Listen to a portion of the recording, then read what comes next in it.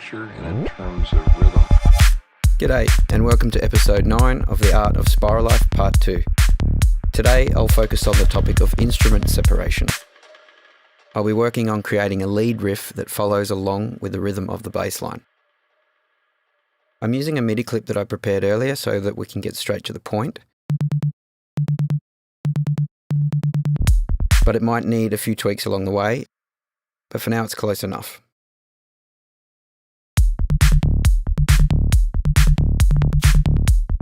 I want to make sure that the amp envelope is set perfectly.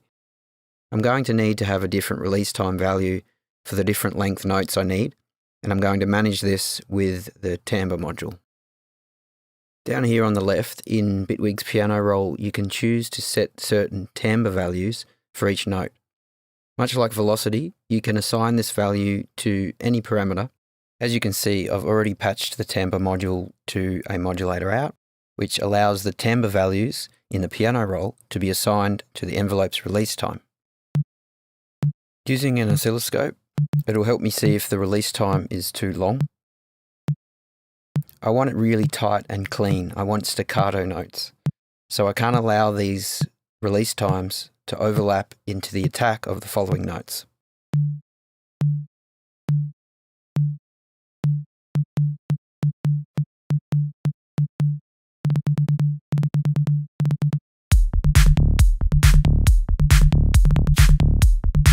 Now I'm just setting up Pro Q3 to visualize the bassline at the same time as the lead.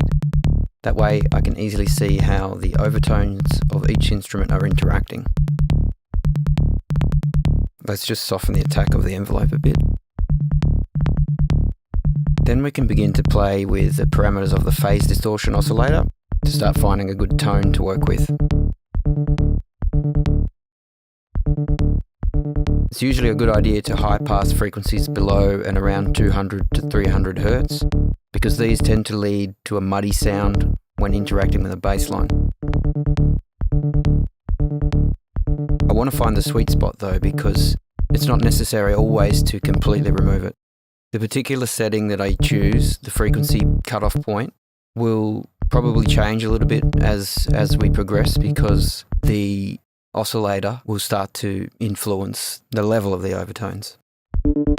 Right now I'm just getting a feel for what wave shape is best and what volume is a good place to begin before I add another modulating oscillator. And that's where the fun really will begin.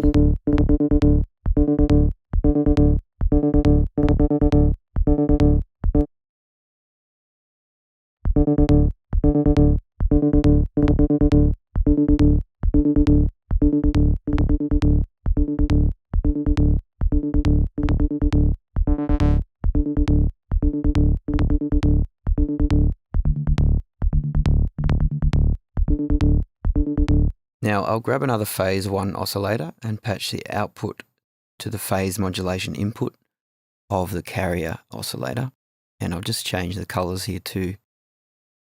Now while I'm experimenting with the modulation depth and the waveform options, I'll be paying close attention to how the sound appears on the spectrum analyzer. I'm ultimately looking for a tone that sounds nice but also doesn't depend too much on the lower harmonics or the fundamental in order to sound deep, full and aggressive.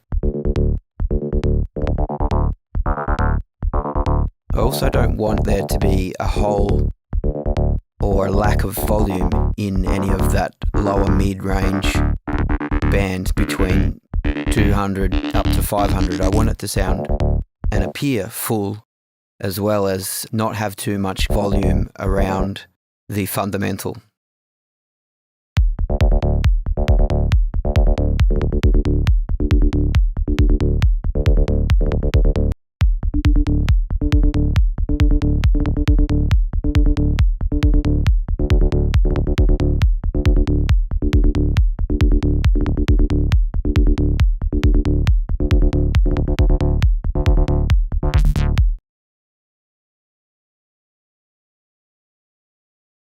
I think some of the MIDI notes could be a little bit more staccato, so I'll just make a few adjustments here.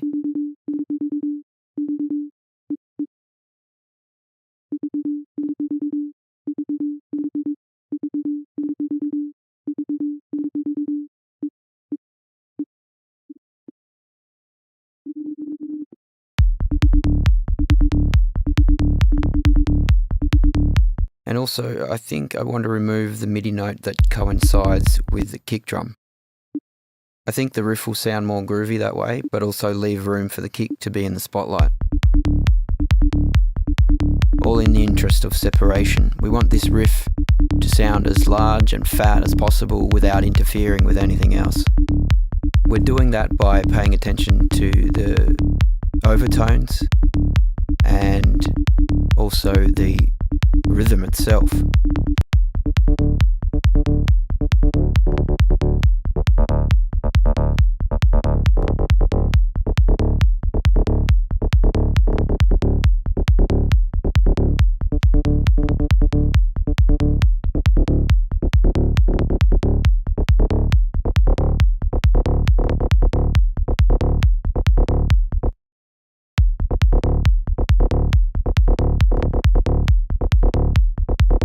Notice how there's a nice gap of lower gain harmonics exactly where we need them to be to avoid muddiness.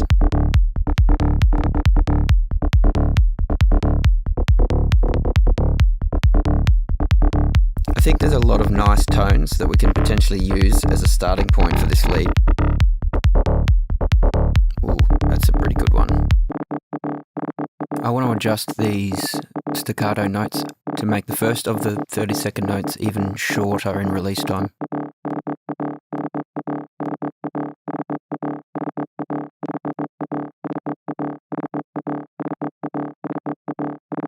And it'd be nice to hear this one a little longer on the end as well.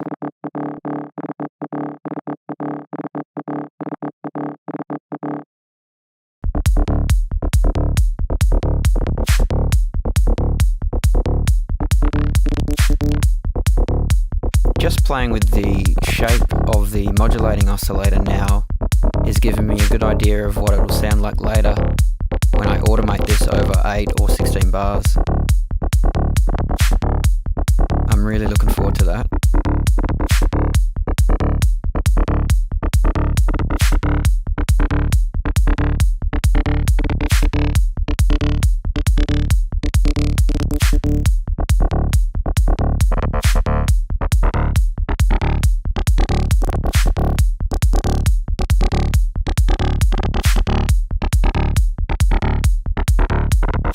Okay, now let's look at another step we can take towards the goal of separation from the bassline. I'm going to use panning to move the notes of the lead out of the dead center on the stereo image.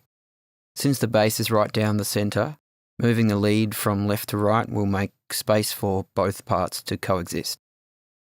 The goal that I have in mind is for each MIDI note of the lead riff to be randomly positioned in the stereo field. So firstly, I need a source of randomness.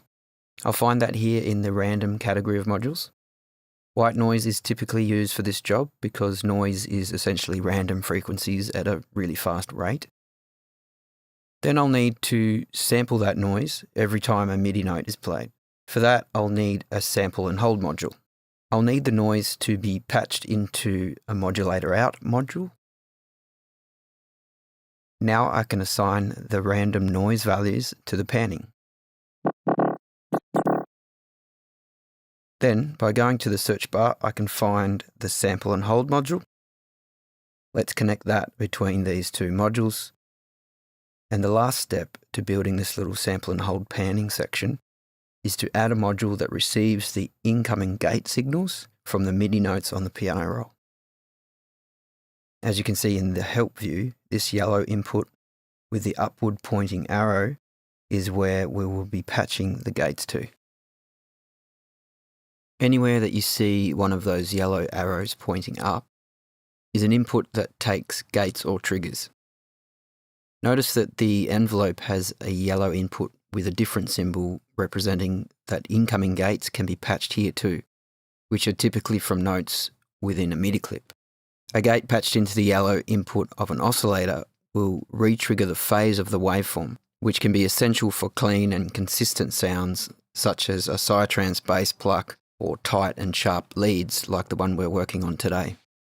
So now when I patch this gate module into the sample and hold, each new MIDI note will tell it to sample whatever random frequency that the noise module happens to be producing at that precise moment. It then holds the frequency until the next gate. This random value is then sent to the modulator out, which is assigned to the pan position.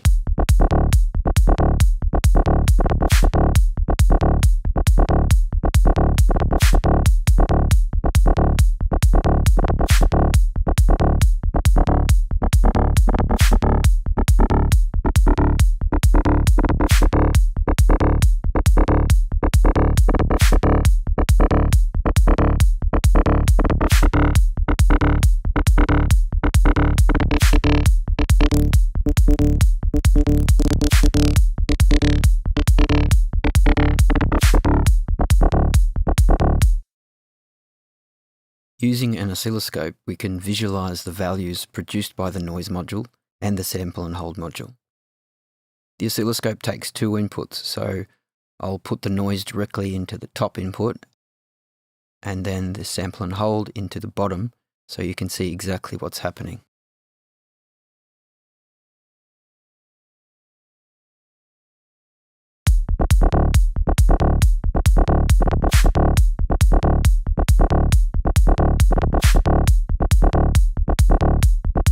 That brings us to the end of this episode of The Art of Pspiralife.